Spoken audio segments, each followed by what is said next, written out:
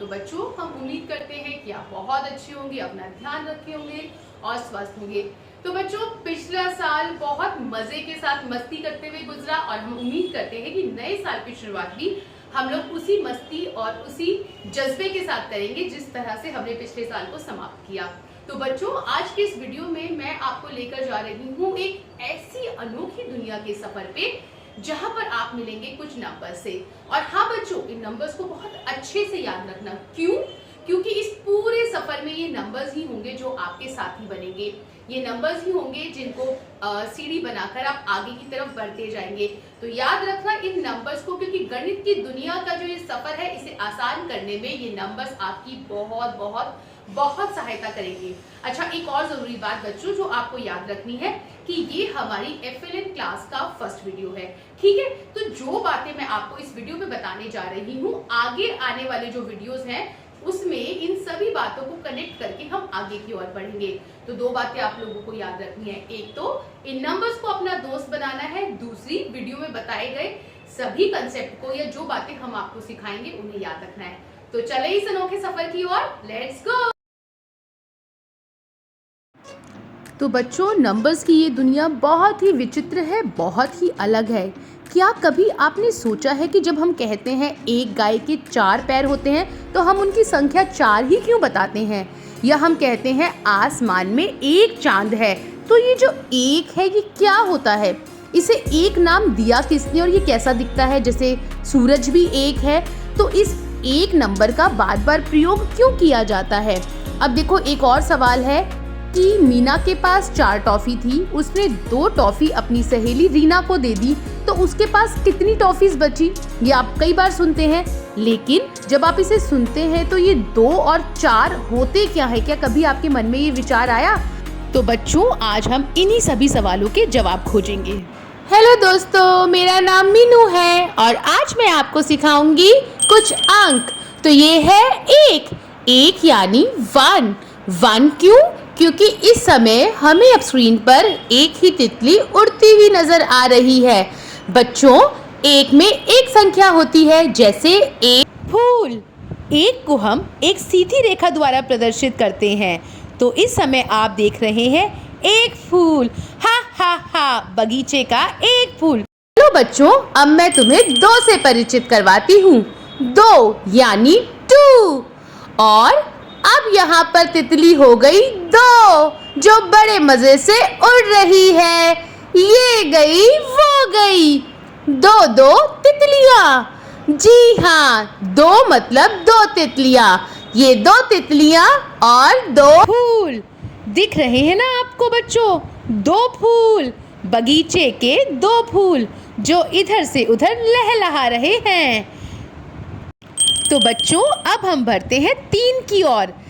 3 अंक में 3 मात्राएं होंगी, यानी 3 तितलियां। 1, 2 और ये आई तीसरी तितली, और अब हो गई कुल 3 तितलियां। वाह भाई वाह, 3 तितलियां, खूब मजे से उड़ती तितलियां। और अब ये तितलियां हो गई 4। वाह! और बच्चों, 4 अंक की बनावट कुछ ऐसी होती है। 4 को हम ऐसे लिखते हैं, 4 यानी 4। 4 तितलियां बगीचे में उड़ रही हैं। तो आओ बच्चों, अब 4 से अगला कदम बढ़ाते हैं अंक 5 की ओर, और तितलियों की संख्या हो गई 5।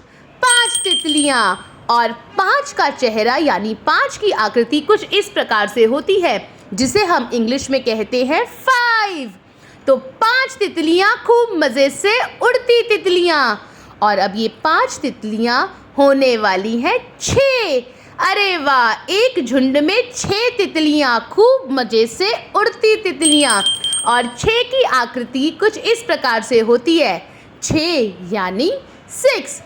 तो बच्चों, आपने देखी 6 तितलियां। अब हम आगे बढ़ते हैं और गिनते हैं इन तितलियों को। तो इस समय आपकी स्क्रीन पे हैं 1, 2, 3, 4, 5, 6 और 7 तितलियां। जी हाँ, पूरी 7 तितलियां। और 7 की बनावट कुछ ऐसी होती है। सीख रहे हो ना? समझ आ रहा है ना? और अंग्रेजी में 7 को 7 कहते हैं। तो आइए इस संख्या को आगे बढ़ाते हैं। फिर से गिनते हैं 1 2 3 4 5 6 7 और 7 के अंदर आके जुड़ी हमारी 8वीं तितली और 8 की बनावट होती है ऐसी। कितनी खूबसूरत बनावट है ना, 8 यानी 8। तो बच्चों बढ़ते हैं आगे और शुरू करते हैं फिर से हमारी गिनती। 1 2 3 4 5 6 7 8 और 9। जी हाँ, अब बारी है अंक 9 की। तो बच्चों इस समय 9 तितलियां स्क्रीन पर हैं और 9 अंक की बनावट होती है ऐसी। 9 यानी 9।